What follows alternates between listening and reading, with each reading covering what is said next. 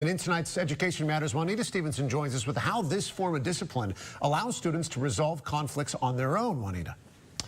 Well, youth court is one example of restorative justice. Student offenders are judged and sentenced by their peers. It's a process that allows students to make amends for their actions.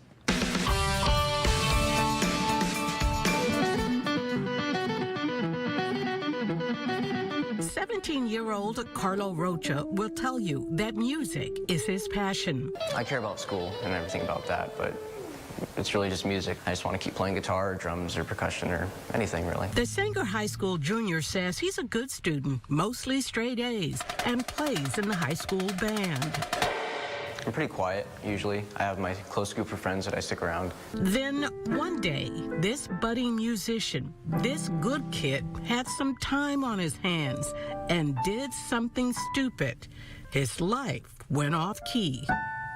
So I killed time at Walmart with my friends, went to go get some food, and that's when I had that temptation, where I didn't really have any money for the food, so I took the 2 Gatorades, and that was my mistake. Security caught him as soon as he left the store. And that's when all the terror started happening, heavy breathing, cold sweats.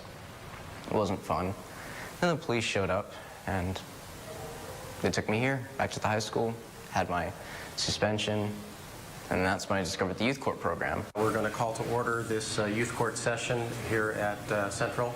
Youth Court, a program that gives students who commit low-level offenses like Carlo a second chance. In youth court, our criteria was that we wanted first-time offenders and only minor offenses, misdemeanor offenses. Superior Court Judge Gary Hoff helped develop the program locally. It's a partnership involving the schools, probation department, and law enforcement. The idea was that if we could get to a person early on when they're first becoming involved in criminal activity, that's the best time to make a change in them. We were invited to watch and see how the process works. It is serious business with a real judge overseeing the hearing. If so, please say I do. I do. At Central East High School, an empty room serves as the courtroom. Other schools like Bullard High School, which has a law magnet program, have constructed courtrooms on campus. But officials stress wherever the proceedings are held, it is treated as a real courtroom. Whether it's something beautiful like we have at Bullard or Clovis North, or just a regular classroom setting, the program itself is equally powerful, equally effective. Students are taught the rules of the court and how to become effective jurors.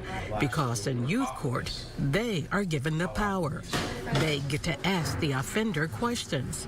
They come up with the sentence. They take it very seriously. They're part of the administration of justice. They show a lot of maturity and insight and judgment.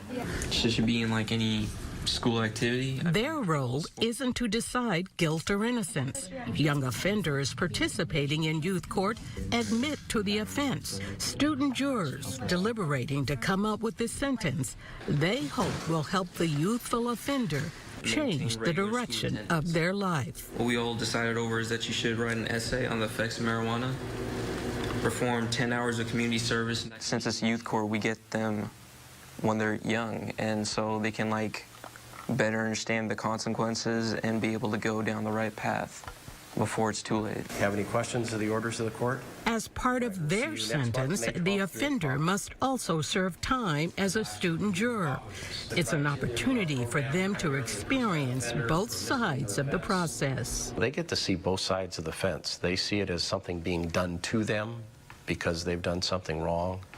They also get to see it from the aspect of, I have an ability to help someone else make a change. While some may not think this form of justice is tough enough, doesn't work, statistics show that it does. And it has wide support from agencies such as the District Attorney's Office and the Fresno County Office of Education.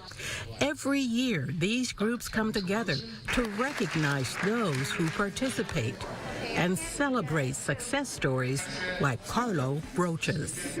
Once I was caught and I found everything that was going to happen to me, I was terrified, didn't want it to happen again. Simple. I'm done with crime. Just stick to the law. Now, students who successfully complete youth court have their records wiped clean, giving them a second chance at life. And once again, these are for minor offenses. Minor offenses, you know, a lot of marijuana, getting into fights.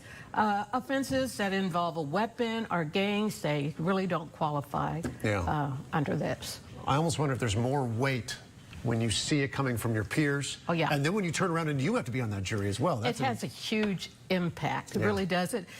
They say what it's all about is really helping students understand how their crime impacts somebody else. It sure looks like it's working. Juanita, Thank you, thank you. Juanita.